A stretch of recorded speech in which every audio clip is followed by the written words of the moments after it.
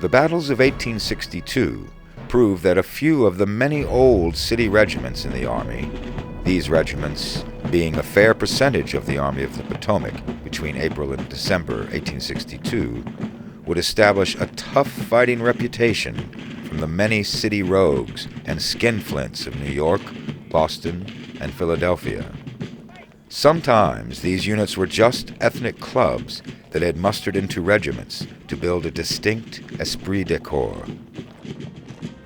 But none of these ethnic city regiments surpassed the reputation of the Irish Brigade.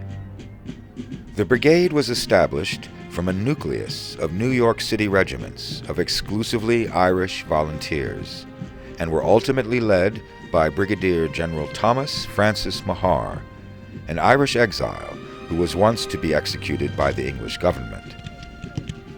He was referred to as Mahar the Sword, and would be fearless in battle and beloved by his men. His men were working-class tradesmen, laborers, and dock workers from New York City. The 63rd, 69th, and 88th New York regiments fought well for McClellan around Richmond, but would seal its name to proper military fame by its attack at the Sunken Road at Antietam on September 17, 1862. The brigade marched into attack to crest the rise above the Sunken Road some 50 yards before the Confederate defenders.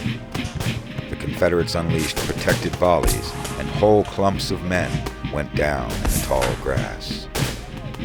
The Irish regiments slowed at the crest and fought on until relieved. These Irish immigrants had to prove loyalty to their new American home, despite the anti-Irish feelings rampant throughout the North. They had to prove their love of the flag. This could be illustrated by the 63rd New York, whose colors were shot down 16 times. The Irish regiments left approximately 60% of their men dead and wounded on the field at Antietam. The Irish New Yorkers were joined in November 1862 by another Irish regiment, a Boston regiment, the 28th Massachusetts.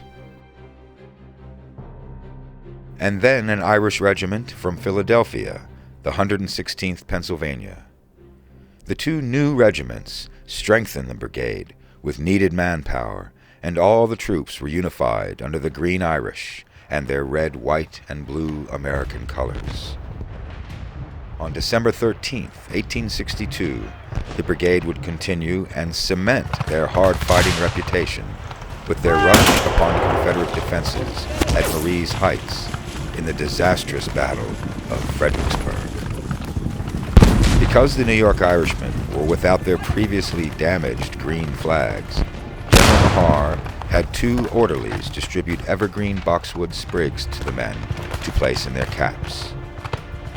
The brigade of approximately 1,400 officers and men rushed from the cover of night.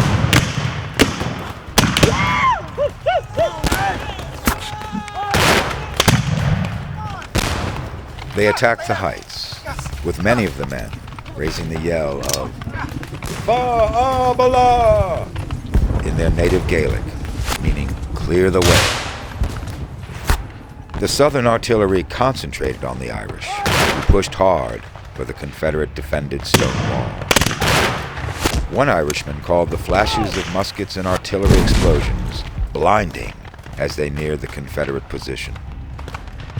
General Mahar was shot from his horse by the shrapnel of an artillery round, and the brigade took cover to the churned and frozen ground 30 yards from the wall and traded shot for shot. The brigade fought, as at Antietam, until relieved. The brigade left on the field 53 of their 92 officers, killed and wounded, and almost 500 enlisted men gone forever. The Irish Brigade established a reputation for tenacity and stubbornness earned with blood. Their reputation ultimately marked the early identity of the Army of the Potomac. At both Chancellorsville and at Gettysburg in 1863, the brigade continued its excellent service, with many of the Irish patriots fighting on through Appomattox as part of reduced Irish Brigade regiments. The men are still models of identity and heroism in Mr. Lincoln's Army. The real maturity of the Army of the Potomac occurred when in 1862 winter quarters at Falmouth, Virginia, between the battles of Fredericksburg and Chancellorsville, while under the command of Fighting Joe Hooker. Though the men had served under McClellan and Burnside, Hooker was a proven fighting man who had a familiar attachment to his men that they enjoyed. Inside of those winter hut cities across the Rappahannock River from Fredericksburg, the veterans bonded with new recruits, and everyone mended tattered uniforms, wrote letters, read soldier manuals, and lived for a few months out of the rain, mud, and snow. Hooker made them feel indestructible. He attempted to provide for them all sorts of rations and sutler goods, routine target practice to build the shooting confidence of the men, and had grand reviews to build the army to 120,000 men. He wanted the men to be ready to destroy Lee. The men would march from their huts in the spring of 1863, the best fed, best armed, and best trained they had ever been. Gettysburg would prove that fact, but not with Hooker still in command.